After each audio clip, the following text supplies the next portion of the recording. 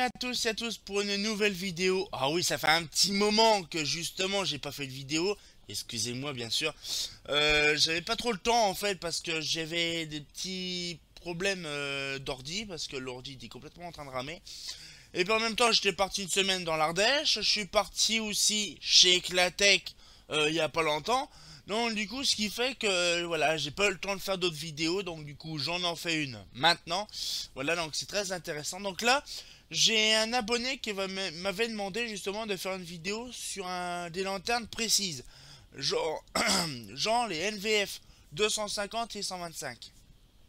Donc on va faire plaisir, donc je vais faire cette petite vidéo là.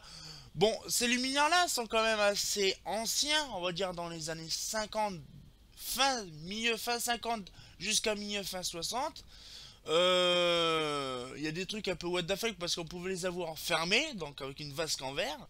Franchement, moi j'en ai jamais vu, à part une seule fois, une NVF 125 fermée du côté de Château-Thierry. Faudrait que j'essaie de la récupérer à l'occasion. Donc du coup voilà, donc on va découvrir tout ça en images. Donc bien sûr il y a déjà mes images de ma collection. Bon déjà ça fait zizir quand on voit tout ça. Voilà, donc déjà la NVF 125. Bon bien sûr il manque l'écart de douille. Il manque l'écart de douille parce que justement elle n'y était pas dedans. Bon les réflecteurs sont cracra. Bon bah, je les ai laissés tels quels. Bon la lanterne n'est pas trop nettoyée hein. Parce que moi c'est un peu compliqué de nettoyer un machin comme ça. Faudrait qu'à l'occasion, je la refais, la refasse comme il faut. Parce que celle-là, elle a vraiment besoin d'être refaite. Alors, là, c'est marqué Philips NVF 125, NV 500. Parce qu'à l'époque, il y avait aussi cette calotte-là pour la NV 500. Voilà. Donc, brevet SGDG. Donc, qu'est-ce que c'est breveté SGDG? C'est sans garantie du gouvernement. Voilà, c'était des trucs, des brevetages justement qu'il y avait dans les années 50-60. SGDZ, Eclatech l'a eu, Mazda aussi, Philips, Holophane, je me rappelle plus de beaucoup s'il y en a une du SGDG. Voilà, c'était un petit truc comme ça dessus. Et là, c'est la NVF 250, donc je pense qu'elle était à l'intérieur d'une usine parce qu'elle est magnifique. Le réflecteur est même pas piqué à un seul endroit. Donc facile de nettoyage, facile de remontage, hein, bien sûr. Avec la couleur d'origine, donc tout est d'origine. Voilà, donc on voit bien la peinture qui était d'origine. Voilà, donc du coup on a tout ça. Donc voilà, donc c'est des modèles assez particuliers quand même parce que ça fait penser à une cloche un peu d'église, ça c'est vraiment pas mal. Et donc là je vais vous montrer donc déjà un extrait de catalogue. Donc on voit avec les fameuses vasques en verre.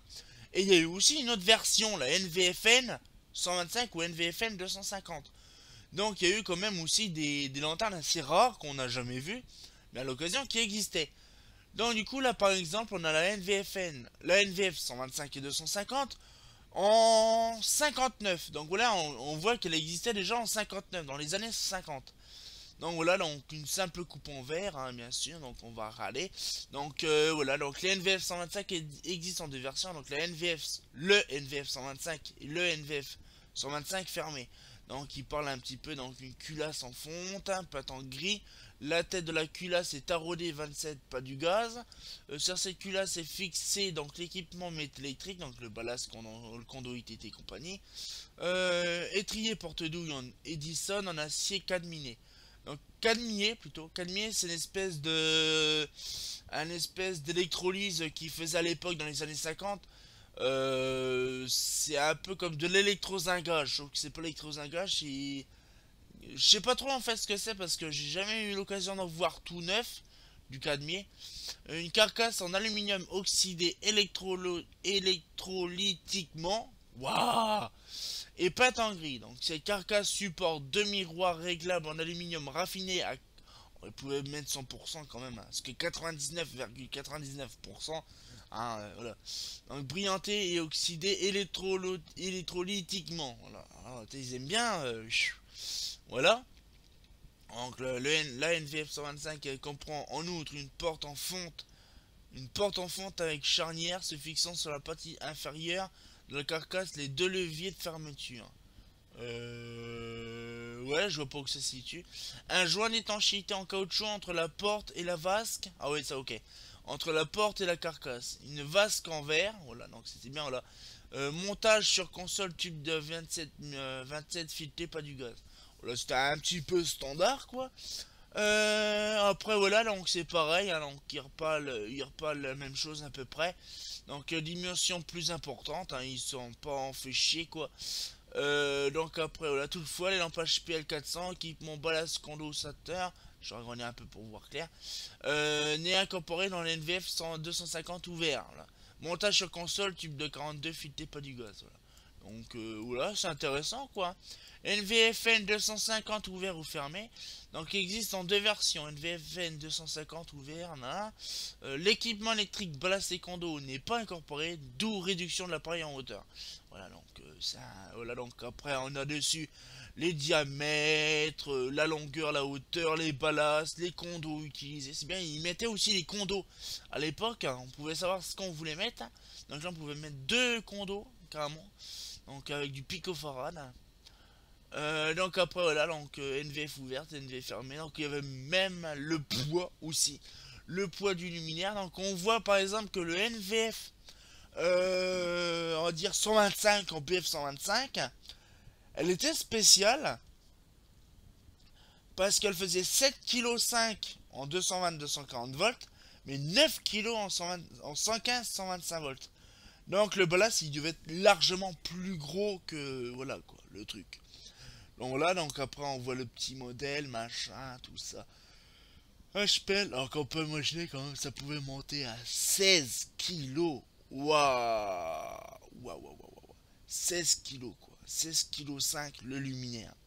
Alors on voit par exemple l'HPL 400, il n'y avait pas, oui, il n'y avait pas le ballast dedans. Équipement ballast n'est pas incorporé pour les... Ah, ok.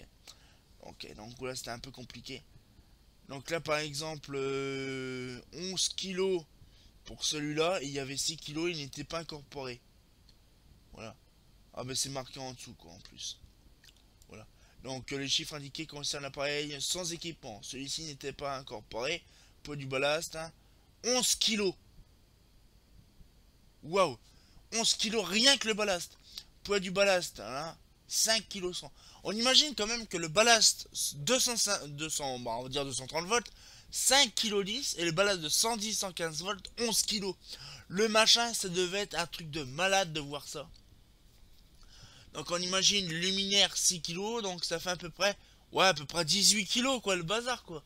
Poids du condo. Ah c'est bien, il mettait même le poids du condo. 300 grammes. Et le poids du condo picofarad 10 pico c'était 400 grammes. Ouais, donc on rajoute, ça fait à peu près 18 kilos le luminaire. Donc ça faisait quand même un machin assez lourd quoi.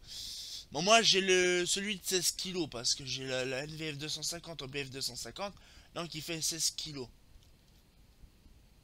Toutefois, c'est un luminaire qui est assez pas mal. Hein, donc ça on verra ça plus tard. Il n'y a pas de souci. Là, donc du coup, il y a encore un petit truc intéressant, c'est sur le 65.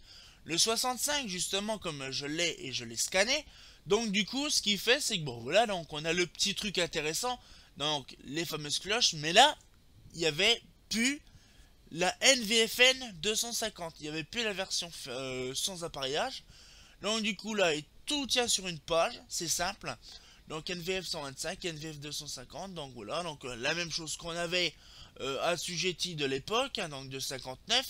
Donc voilà, donc après voilà le miroir réglable, donc on voit un petit peu les petits machins intéressants. Donc voilà, donc tout simple, tout sympatoche. Donc avec bien sûr les réflecteurs réglables justement de l'époque, c'était vraiment rigolo parce qu'il y avait, on va dire, plusieurs sortes de réglages.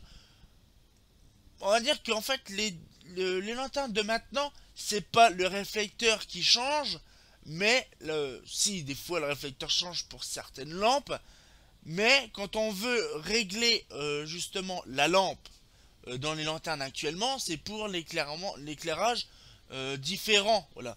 Là, c'était différent, c'était les réflecteurs qui ont changé de place, de positionnement pour faire un éclairage différent. Voilà. C'est ce qui fait plus maintenant, quoi, parce que maintenant les réflecteurs c'est un seul unique et c'est la lampe quand on monte, on descend, on recule ou on avance, quoi. Donc du coup, ce qui fait, c'est que voilà, c'était intéressant à l'époque, Mais si on avait le malheur de visser ou un peu trop fort, un truc comme ça, et puis que le réflecteur pourrit, le réflecteur se barre et donc du coup, ben, le machin, il se retrouve sans réflecteur à l'intérieur. Ça arrivait souvent ça, sur certains luminaires que j'ai vus à l'époque. De l'époque, bien sûr, les réflecteurs sont dégagés, quoi. Genre la NVF 250, si on peut le voir comme un gros FDP, j'ai retiré donc le truc, hein, donc du coup c'est pas grave, je vais vous en montrer le fameux réflecteur de ceci. Voilà. Non et en fait, tout simplement, c'est des petites vis, il y en a que deux, vous voyez. À la base, il y en avait quatre. Bon, il y en avait, là j'en ai mis que deux. Ben voilà, par exemple, là, on imagine que ça, vous voyez, regardez, la vis est tellement petite et puis l'ouverture de la vis est quasiment grosse. Ce qui fait que si on serre un peu trop, ça mordait l'alu. Et au bout d'un certain temps, avec les vibrations, le vent et tout le bazar, ce qui fait, c'est que le bordel, il se détache. Et puis voilà, donc on se retrouve avec une calotte toute vide. Voilà, donc avec l'intérieur. Donc je pense que l'acier cadmier, comme il disait, c'est ce qu'elle a en fait. Je pense que c'est ça. Donc les supports de douille, donc voilà. Donc une douille, je crois, c'est non, c'était remodifié, je pense, à l'époque. Parce que le ballast est différent, parce que c'est un ballast Philips des années 90 à peu près. Donc je pense que c'était un luminaire qui était à l'intérieur, donc voilà, on voit bien. La brillanté du réflecteur, c'est vraiment pas mal. J'ai aussi la NH30 aussi qui est comme ça aussi, c'est pareil, donc c'est vraiment pas mal. Bon ben voilà, donc c'était un petit peu mon petit mot sur ce petit luminaire intéressant. C'est vrai que oh là, c'était une époque assez révolue des années 50 de chez Philips. Ouais, quand même. Et puis voilà, donc un beau luminaire en question, hein, voilà. Donc c'est dommage que ça s'est un peu vendu sur une courte période, mais c'était vraiment pas mal ces luminaires-là, c'était vraiment pas mal. Bon ben voilà, donc j'espère que ça vous a plu, donc le petit luminaire NVF 125 ou 250. Je pense que le prochain coup on fera peut-être les lanternes Unitech. Hmm. Voilà, donc les lanternes Unitech c'est tout ce qui est... On verra par la suite bien sûr. Bon ben donc on se tient en jus, puis comme d'habitude, hein, bah oh, bah c'est pas faux.